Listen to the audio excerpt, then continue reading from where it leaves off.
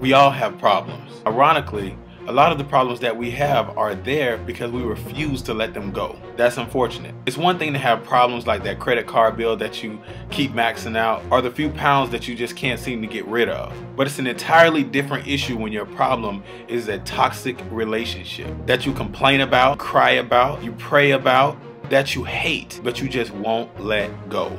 Here's the quote. Pay attention. Sometimes it takes a storm to force that thing out of our lives that we didn't allow the wind to blow away. I'll say it again. Sometimes it takes a storm to force that thing out of our lives that we didn't allow the wind to blow away. Now you can apply this to any situation, but we're going to stay on the topic of relationships. The wind was the first time that he cheated. The wind was when you found out she was still in love with her ex. The wind was when you realized how easily influenced she was by her friends, her single girlfriends. The wind was when you realized that it was all a front and that he ain't got no kind of God in him whatsoever. The wind is always the warning. Sometimes the wind is coming from all different directions, trying to push things out of your life that have no business there in the first place. And yet you're holding on to them with everything that you've got.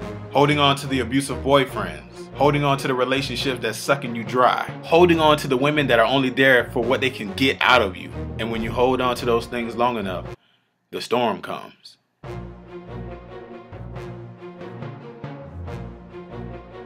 The storm is the price that you pay when you resist the wind. More cheating, abuse, heartbreak, STDs. Yeah, it gets real in some people's lives. Broken trust, hurt on top of hurt, losing everything. Sometimes that storm is being left completely broken, destroyed, and emotionally bankrupt.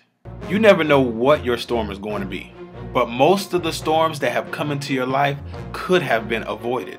That's the lesson that you have to apply to the winds that are in your life right now, at this moment. Because there's always going to be a warning before destruction and a wind before the storm. Love yourself enough to pay attention. Love yourself enough to act. And love yourself enough to save yourself from a storm that could have been avoided. I wrote the book on this stuff. If you want to learn more, make sure you get the book Wear Yes on Your Heart. You can download it on iBooks. You can download it on Kindle. You can get it practically anywhere. Also, make sure that you subscribe to my channel and that you follow me on Twitter at author JL Ford. Just live, laugh as much as you can, and love as hard as possible. Hotel.